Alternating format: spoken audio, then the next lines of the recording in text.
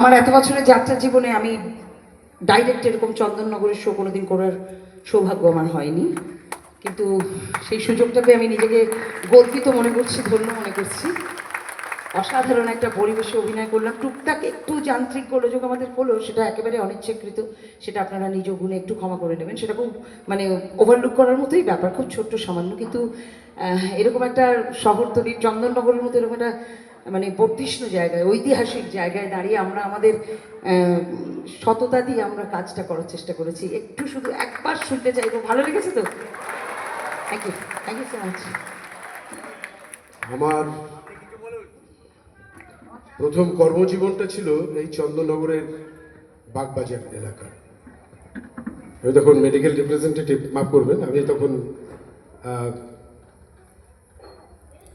রেমন্ডস কোম্পানিতে চাকরি করি। তখন এখানে এই বাগবাজারের, এখনো মনে আছে আমার, অমৃতসর ক্লথ স্টোর বলে একটা দোকান আছে, এরা সব আমার মানে ক্লায়েন্ট ছিল।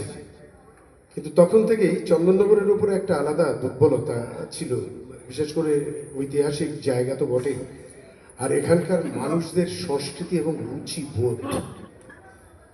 আজকে যাত্রা করতে আসার আগে খুবই মানে আপ্লুত ছিলাম, একটা ভালো জায়গায় আমরা অভিনয় করব। সর্বোপরি একটা ব্যাপারে একটু সংশয় ছিল, সেটা হচ্ছে আমরা যাত্রা করতে আসছি। যাত্রা তো এখনো সভ্য সমাজের কাছে প্রাপ্ত, শহুরে মানুষের কাছে প্রাপ্ত।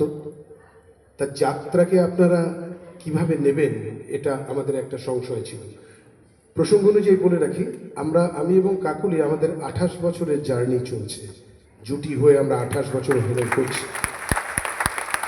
এই 28 বছরে আমরা একটা জিনিস চেষ্টা করছি, যাত্রার ধারাটাকে একটু বদল করার চেষ্টা করছি।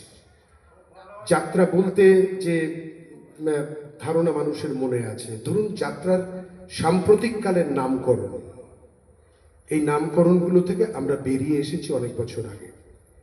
এবং তাতে আমার মনে হয় যে শুধুমাত্র যাত্রার রসাস্বাদনের শুধুমাত্র অধিকার থাকবে গ্রামের মানুষের, শহরের মানুষ বঞ্চিত থাকবেন, এটা হয় না।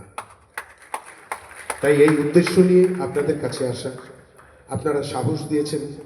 আবার যদি কখনো আমাদের যদি ডাকেন, আমরা চন্দননগরে এলে নিজেদের আরো গর্বিত বোধ করবো, ধন্য মনে করবো। অ্যাকচুয়ালি যাত্রা মানেই যে শুধু মধ্যবয়স্ক লোক দেখবে তা তো না। রিলের নিয়মটাই হচ্ছে রিলে রেসের নতুন জেনারেশন হাতে রিলের ব্যাটনটা তুলে দেওয়ার। তাই আমরা আমাদের একটু যাত্রাটা, আপনারা নিশ্চয়ই বুঝতে পেরেছেন যে আমরা একটু যাত্রাটাকে, যাত্রার ফর্মটাকে রেখে একটু থিয়েট্রিক্যাল করেছি। যাত্রার নামগুলো আমাদের বিগত দিনে আপনারা ইউটিউবে দেখবেন, কাকলি অনুল অভিনীত যে নামগুলো, সেগুলো শুনে ইয়াং জেনারেশন হাসবে না, এটুকু গর্ব করে বলতে পারি। আমরা সেই চেষ্টাটা করেছি, কারণ কাউকে না কাউকে তো একটু পুরোধা হিসেবে এগিয়ে যেতে হয়, সেই দায়িত্বটা, এটা আমাদের লড়াই বলতে পারেন। আমি আর অনল একটা ভীষণ লড়াই লড়ে চলেছি যাত্রাকে ইয়াং জেনারেশনের কাছে পৌঁছে দেওয়া। যাত্রার নামটা শুনে যাতে মানুষের নাক টাকগুলো কুচকে যায় না, যাত্রা ওটা আবার কি ব্যাপার, ওটা আবার লোকে দেখে নাকি, ওইগুলো আবার নাম, ঘটনা। সত্যি এখনো এখনো যে আমরা পুরোপুরি এটা থেকে বেরোতে পেরেছি তা তো না, কিন্তু